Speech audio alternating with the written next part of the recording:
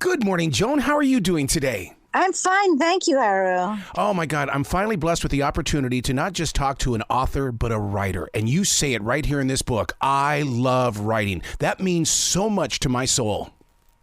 Oh, that's so sweet of you, because that was one of my favorite things to do when I was at school. And although I went to so many different schools, I was always the top of my class in writing, English, composition, grammar, all of the things to do with writing. And, I edited my fourth form magazine. Fourth form, I guess that would be fourth grade, I'm not sure. And I started writing stories and compositions when I was very young. Wow. Because that's what we used to do as children. We didn't have phones and televisions. We used to amuse ourselves. And my sister used to write stories as well, and I used to illustrate them for her. Wow. I was blessed with the opportunity to spend some time with Jackie, and the two of you, I mean, I just can't imagine what it would be like to sit down in a living room or just a writing room and just let your imaginations just take off. Well, my sister and I spent many, many, many, many thousands of happy hours and days together.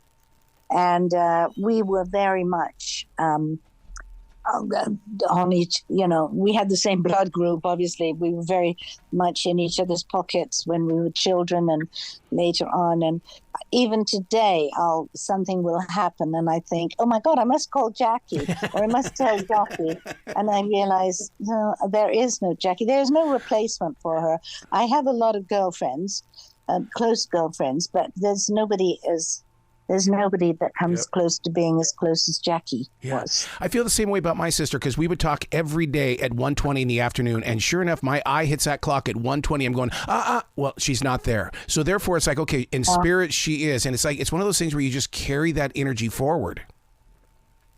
I know. You do miss them. Yeah. You really do. I mean, you think that grief will pass, and, that very heavy grief does pass, but you can never forget all the moments. And she was a prolific photographer, and so was my mother, and so was I. So we have so many memories, so many photographs and albums and videos to look back on, which is what I'm going to do when we meet with my daughter Tara this coming weekend. We're going to go through albums and we're going to look at videos and just reminisce about all the times that we had with our loved ones together. And I think today, with everybody just taking pictures on their phones, you don't have that. Nope. You don't keep those pictures. You lose your phone, you lost the pictures. Sorry, buddy. It's too bad. And that's why it's so important to release a book like what you've got here, Behind the Shoulder Pads, because we've always had just what they put in those magazines at the grocery store. But with this right here, we get to really get to know you. And these are stories that your friends have always heard, but now we get to hear them as well. Oh, well, I think so, yes, because some of them have never been told before. I mean, this story, for example, about when I'm in Hong Kong and my best friend and I get on a little boat, a Chinese junk, to go out for a pleasure trip, but we get caught in a terrible storm and the engines break down and we're towed out to the South China Sea, the most deadly sea in the world. And I mean, I've never told that story before, but it's, quite interesting. And the story about Princess Margaret coming to my house for Christmas dinner, uninvited, coming with some other friends, and wanting to have a special kind of whiskey, which luckily I had. It was called Famous Grouse, and I had it. And meeting the Queen at Buckingham Palace and asking her what she was drinking. I shouldn't have done that. That was very rude of me, because she had a glass and it had clear liquid in, and I wanted to know if it was gin, vodka, or water. So I was just about to ask her, and then I said, "Ma'am, what is an equerry?" Gave me a look, and realized you don't ask questions of the royal family. You talk, but you don't ask them anything. They ask you. So I never did find out whether it was gin, vodka, or water in the Queen's glass. I had put a picture of her on my Instagram. I'm on Instagram. If you want, are you on Instagram? Yes, I am. Oh, well, then you should follow me and I'll follow you. I'm on Joan Collins DBE. It gives us that opportunity to find to what you're experiencing these days, because I believe that when you write a book like Behind the Shoulder Pads, you're relinquishing a part of your life, but now you're open to receive new life. So to go to your Instagram now, I'm going to go, oh my God, this is absolutely fantastic. Yes. I know it is. Well, I do it really to keep in touch with my friends and acquaintances, and I find it fascinating. I don't do Google, I don't do TikTok, I don't do X or whatever it's called anymore because I don't like it. I just do Instagram because I think it's kind of very sweet. Yeah. And people don't write nasty things. Well, certainly I don't see them. Yeah. Just looking at the pictures, because, we always look at pictures and our imaginations, create the story for us. And that's what's fun, is just to look at people's videos or even pictures. I would have loved to have seen a picture of you and Errol Flynn, because that, in my childhood, he was my hero. He was my Superman. Oh, well, that's interesting. I met him very briefly when I haven't written about that in a book because it was so long ago. And he, it was at a party at Arthur's house, and he was kneeling on the floor talking to somebody and barking like a dog. I never forget, because I was very young. I was only 20. And I thought, my God, that's Errol Flynn. Why is he barking like a dog? But he was doing his act. I guess they thought it was amusing. But, most actors, we are a bit weird. Yep. You have to be a bit weird to want to become an actor, to take on the persona of another person, which is what being an actor is, really. Yeah. I mean, you always, I am not Alexis Carrington by any means. I am not, the saintly missionary worker from Star Trek either. I am, what I am is Joan Collins, and I try to inhabit those roles. When along the line did you realize that I am Joan? Because, as a radio personality with a fake radio name, there are many times I have to sit down and say, you're not Arrow right now. You are somebody else. Now, you need to act who you are and not what he does. Oh, well, I don't think I ever consciously did think that. I just always knew that what I was doing was inhabiting a person and becoming that person while I was saying the lines that had been given to me by the writer.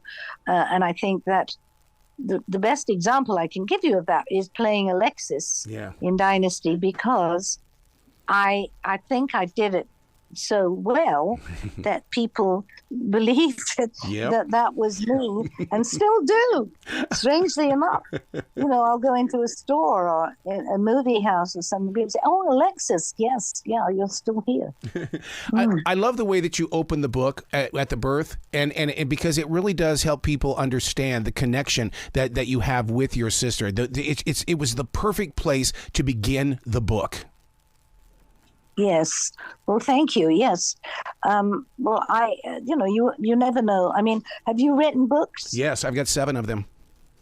Have you? Yeah. Wow. Well, yeah, I wanted to have a book of poetry, but I ended up telling stories. In fact, my last book is written about John Lennon but it's 53 pieces of poetry that happen to tell a story. And of course, if you don't read poetry, that's had a lot of publicity in England. Really? You wrote that? I wrote a book, and it was very fun to put together, because I thought that if John Lennon were to be alive today, I would like to know how he would write, and it was just very fun to do it. And of all things, I got to talk with Julian and Yoko along the journey.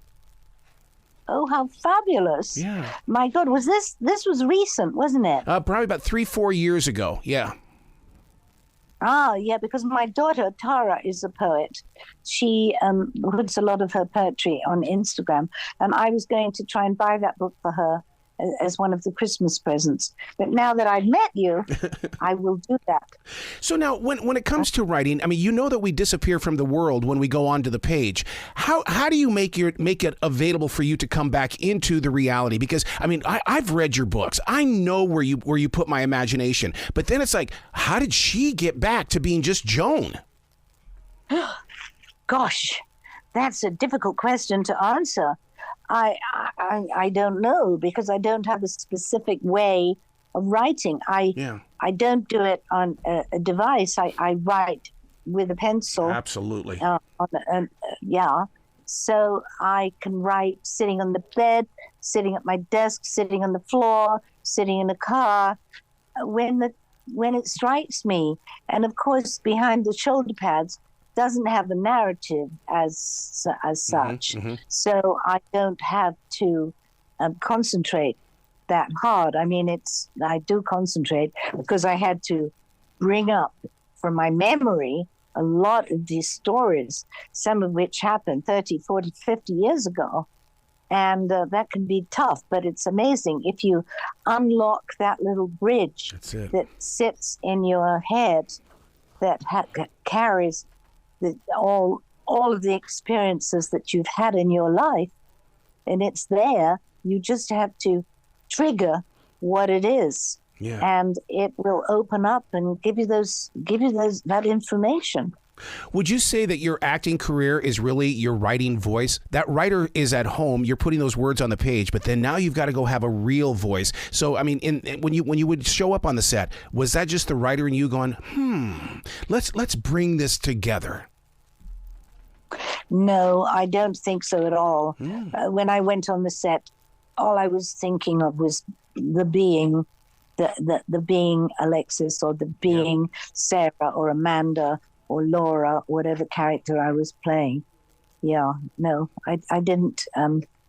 I didn't attach the two to each other at all. One of the things that I've noticed about your writing is that there's really amazing flow to it. Are you listening to music while you're writing? Because I always want to get into the rhythm of the voice of the writer. Yes, I am, strangely enough. I usually do try to have music on. Yeah. Kind of eclectic, really. Modern music, by which I mean Ella Fitzgerald, singer, Frank Sinatra. I mean, when I was writing the chapter Acapulco Adventures, I started it off with "Come fly with me, let's float down to Peru, or let's float down to Brazil," whatever I can do without having to pay the writer what you have to pay them if you quote them. Yeah. So I do, and I like to listen to jazz. I like to listen to Humphrey Lyttelton, Sidney Bechet, Claude Luther. Those kind of jazz players from the 20s, 30s, 40s, and Harry James. Oh, yes. 40s. Yeah, those kind of things. And 80s music, of course, I love. I have to admit, I do not like modern music at all. Right. I'm with you. It doesn't get me. Well, congratulations on Behind the Shoulder Pads. I look forward to sharing another conversation with you many, many, many more times in the future. Oh, that's so sweet of you. When I do my 20th book, all right, I think I'm going to call it "I Don't Know How I Do It." That's a good title. I know. Yeah. Well, you be brilliant today, okay? Yes, thank you very much. This was enjoyable. Thank you so much. And much. Happy Christmas. Same to you.